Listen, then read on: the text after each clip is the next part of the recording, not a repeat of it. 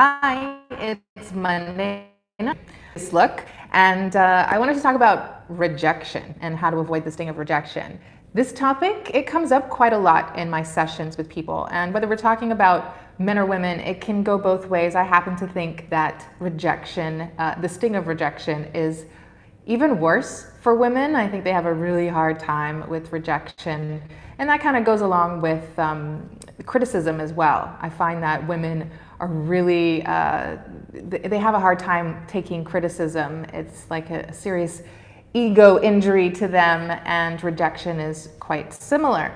But the interesting thing with rejection is I do think rejection is a real thing, but I think it's applied wrong when we're talking about dating, right? When people say that they're afraid of rejection or they don't handle rejection well, I don't think they're talking about rejection accurately.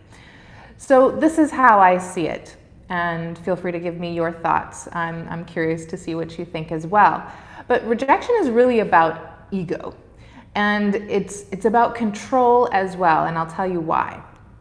So when you're going through the process of meeting someone and dating to see if your interests are mutual, there are no expectations to begin with. I mean, obviously you have like the general expectations of safety and you want a person to be respectful and real. But generally speaking, there's no expectations in the beginning when you're meeting someone for the first time. So as you vet, as you just experience and exchange and conversation together, you're going to be determining whether there is interest from a baseline of nothing, not knowing each other, right? So basically, if you think about it as like, compare it to friendship. I'm just gonna take a little aside for a second. If you compare it to friendship, you can't be friends with someone and they're not friends with you. It goes both ways. Friendship is a mutual connection that you both share. So if you were to say that that person rejected your friendship, it never existed to begin with. It wasn't there to reject. But if you have an established friendship with expectations, and then that person rejected you based on something they didn't like, or just a change of heart, or whatever, then I can see that that would feel more like a betrayal. So I see the rejection, the way that it's used, as more appropriate for betrayal based on an already established relationship. Another way to think about it is like a parent, right? So a parent is supposed to love you. A parent is supposed to take care of you and be safe, obviously when you're younger. And then as you get older, you still expect like your parent to be on your side, be supportive. So they would then be rejecting you and the love that they have for you if they took that away from you, right? Based on maybe an argument or whatever. Then you would feel rejected by them. So in regards to the dating relationship, it's important to keep that in mind, that you haven't established any expectations yet. So you are really just trying to, one, see if you like them, and then see if they like you. Now, if you clearly like them and you are open about it in some way, whether it's an indirect or direct indication, like if you hit on them or ask them to come home with you or ask them on a second date and they say no, you might feel disappointed, but it's actually not a rejection of you. What it is, it's them asserting and being honest about their boundaries and how they feel. So it really has nothing to do with you. So it's an ego bruise, not an actual injury. So you might feel a little bit embarrassed, but you don't have to. There's no reason at all to feel any negativity when someone you don't know, that you're trying to see if they're interested in you, says that they're not interested in you. And the other thing that I wanted to say is, it's like you trying to control the situation. So if you already have in your head that, you want to work out for whatever reason, you're acting based on this future desire or outcome that you want to see happen. But if you're actually in the moment with the person and you're acting responsibly, like based on a reciprocal exchange on what actually exists between you and that person, then you'll know whether or not to escalate as you go or accelerate. If there is flirting, if there is conversation, then you keep going with it and you don't sort of push it too far too fast or make assumptions based on your desire for it to work out. So that's how you're able to avoid the sting of rejection, which I would basically just say it's being disappointed. But instead of looking at it as something the other person is doing to you, recognizing that, hey, they're just being honest. I mean, that's actually a very good thing. And if it's not mutual, then exactly. Somebody said no harm, no foul, right? So that's the most important thing to keep in mind when you're in the dating process is, just be outcome independent, enjoy the experience and try to have fun with it.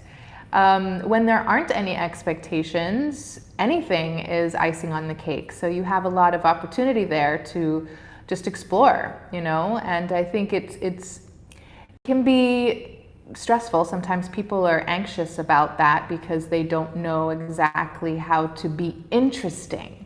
This comes up a lot too, and I say to men, or it's usually men that have this sort of worry about being interesting enough. How do I keep the conversation interesting enough? How am I an interesting person? How do I present that and sell myself as an interesting person? But you don't have to be Indiana Jones. I mean, that's the reference I like to use, but you can say James Bond, you can say some new John Wick. You don't have to be those types of characters in order to be interesting. The most interesting thing about a person is that they're confident, they're comfortable, they have an ease about them, their energy is enthusiastic, it comes across as like positivity and passion. And, you can even be okay with moments of silence. You're not forcing the situation. An interesting person is just someone who has a life, they have stuff going on that's important to them, and they can hold a conversation more smoothly, right? So there's that charisma, they have those social skills, but you don't have to be someone who's doing crazy things constantly in order to stand out, right? You really just want to be more confident and comfortable in your own skin, and then you want to have that engagement with the other person. So that means connecting, having that connection. Connecting is something that's fluid. It's something that feels like a rhythm, right? If you think about music and dancing, a conversation should feel not forced. It should feel like, you can take breaks, and they don't have to be long, but just you can have a moment of nobody talking and it doesn't feel uncomfortable. You want to feel comfortable with the other person. And a lot of times, if you already know the context is romantic, then, in regards to it's a date, then you can have certain levels of proximity. You can touch, whether it's touching the hand, the arm. This Kino stuff is really important. Knowing how to sort of entice that a little bit of electricity is really helpful as well. So you don't know how the date's gonna go, but if you aren't expecting the person to necessarily say yes, you might hope for that, but you're not gonna feel rejected if they say no. Your only goal should be, hey, let's make the best of this. That's it. That's all you need to be worried about. And you might not really be interested in them. That happens a lot too, right? When the other person falls flat. Do you ever think about that? You don't usually think that you're rejecting them. It's just, you don't escalate it. You don't actually go forward with a second date or, a kiss or really being curious about the person because it's just not a match. So look at it both ways. It's either a match or it's not a match, but if you don't both have that mutual interest, then nobody's really rejecting anybody. So don't feel like there's anything that you need to be worried about. Don't take it personally. It's absolutely an important part of the process, because the more clear and easy, efficient it is to say when it's not right, the better it will be to say when it is. The outcome shouldn't make or break you. Absolutely not. No, just enjoy the experience. Even if it's awkward, it's something that you can laugh about later. Just learn how to redirect. I think it's really important to learn those kinds of social skills where you can ask the person about them and, even segue into a story, or if you need to end the evening, there's no problem with ending the evening a little bit early if you need to. So there aren't any, particular rules to it. It's, and hopefully for first dates especially, you're not putting yourself in that situation when you're in like a fancy restaurant, sit down dinner, right? So you're creating contexts that are appropriate depending on the level of dating you're at. Social skills are so important. And I posted that the other day about, we focus so much on the sexual mastery, but really, where's the human interaction 101? And I say that because when I worked in an office, I was a mental health professional in an office with lots of psychologists who work with kids on the autism spectrum. And something that they did was they took them to these social skill classes. And I think I said this on my Periscope the other day. But even with teenagers, they'd take them around into public community settings and teach them how to interact, how to order coffee, how to just talk to strangers. But adults need that too. We're in a bad state. So definitely use all of this dating as an opportunity to just get better at it, and just don't even wait for a date. Just talk to general strangers around. And I say this a lot, but I was watching Goldman's, he's not on Twitter anymore. He was suspended, but he has a newsletter and he has his blog, and I'm one of his paid members. It's only $10 a month if you want to get on it too. But he did a vlog and it was really good, and he said the same thing. So he teaches men in his nightlife coaching as well, just to go around and talk to random people. I mean, you have to develop that skill, and it's a lifestyle. It's just a personality, really. Like you're just more engaging, you connect, and you can handle sort of spontaneous conversations, or people are sometimes just weird, right? So you learn how to just navigate all of those eccentricities that you might buck up into.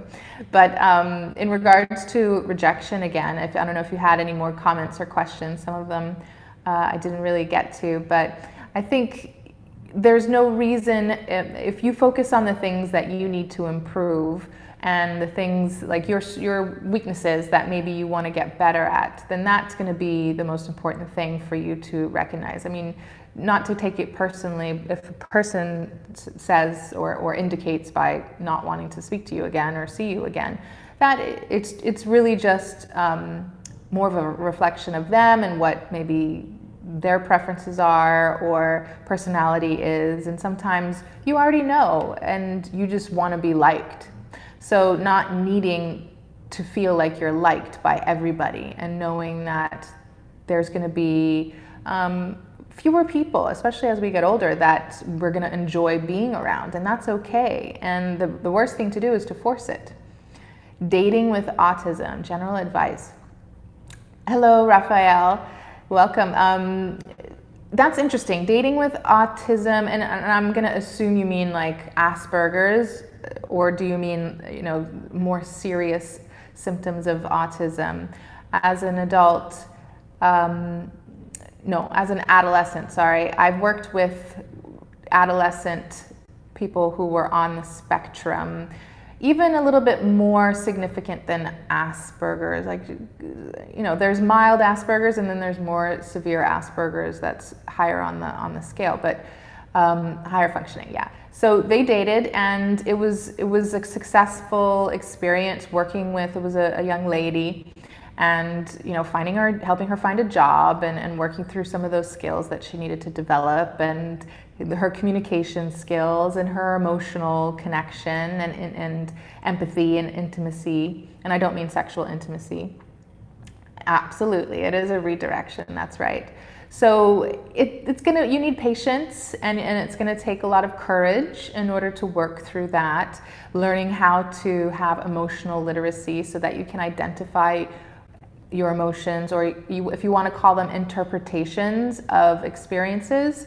So sometimes it's not as easy to connect with the emotions. So you have to think of, what was your interpretation of that event? And what was the consequence of it for you? So then that way they might intellectualize versus connecting to an emotion, and then being able to communicate that. But even with adults, right? Like you'll see some people who maybe they don't think they're on the spectrum, but they could be. There are a lot of people who are pretty, lacking social skills that may be on the spectrum, and they have odd demeanors. So learning how to connect with people who are maybe difficult to connect with, if you're attracted to them, if you have similar interests. As we age, we get a lot more withdrawn and insular, and I think it can absolutely work out. It's just a matter of communication being very clear and responsive. That's really important. And being patient, and making sure that you're not, I guess it's just, you're not forcing something just based on sensitivities, or trying to be like sugarcoating things. Like people who are experiencing symptoms of Asperger's or higher functioning autism, you just need to be more direct and not treat them like they're handicapped, right? A lot of people just don't know how to act around people if they know they have a diagnosis.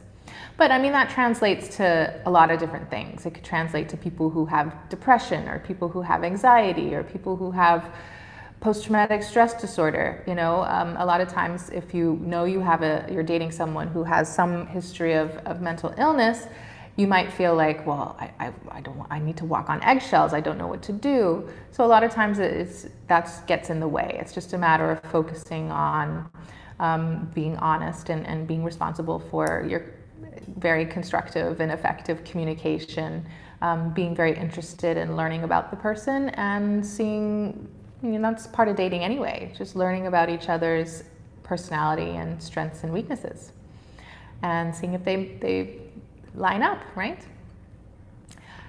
Anything else before I end? I just I don't want to make these too long. I don't feel like I need to make these too long, but feel free to reach out and let me know any of your thoughts. Yes, honesty and awareness. Comment below with anything. You can suggest any other topics that you'd like, or I'm kind of starting how to handle multiple rejections.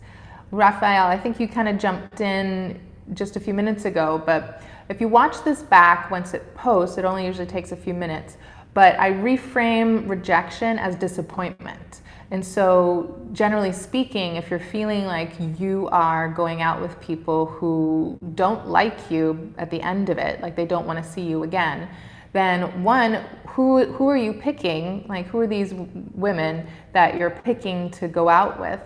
And then, like, what are you projecting, right? If you are maybe has some characteristics that you're sorting through in order to highlight your strengths and weaknesses. Like, what is it that you're leading with?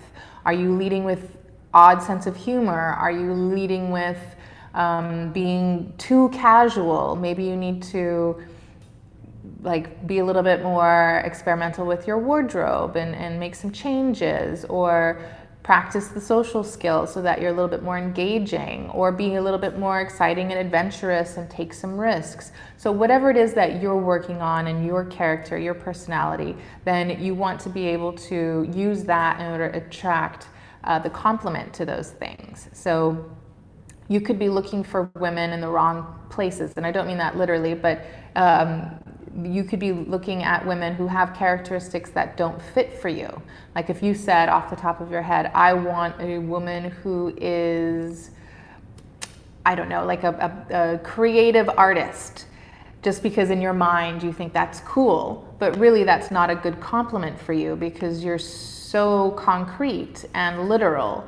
So maybe it's reevaluating your qualities and recognizing what is an appropriate compliment for you, not like some idea that you have in your head that is an attractive woman.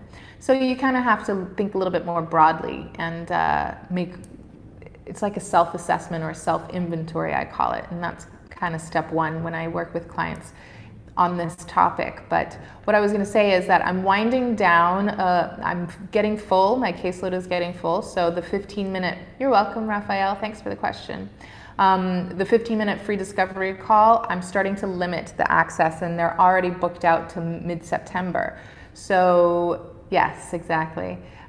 If you are interested in that, I will continue to take them like a couple times a week, but not quite as frequently. So be patient if you want to request one. It might be a couple of weeks down the road. So usually it's in the link below, but I'll make sure and put it in. But if not, you can just message me either here or on Twitter and ask me for that. Go to my website. It's drtaylorburrows.com. And yeah, I have lots there. There's, well, it's simplified now into 3 tabs. So if you want my 15 ideal relationship tips, you can go to drtaylorburrows.com/tips and request that. Request the free 15-minute discovery call if you like. But other than that, I will be here doing the live broadcast on Mondays, 6 p.m. for now, but once I head over to Asia, I'm going to be changing the time, and I put a poll in the community chat, and I think it was 10 p.m. that people requested, but I'll go back and revisit that. And if you haven't answered the poll, you can always put your vote in. It was either like early morning or late evening. So I will adjust the time shortly, but next week will be at 6 Eastern.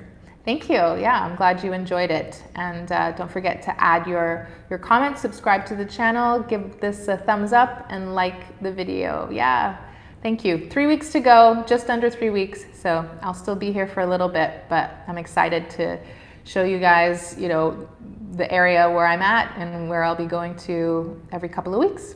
So have a good night. Ciao.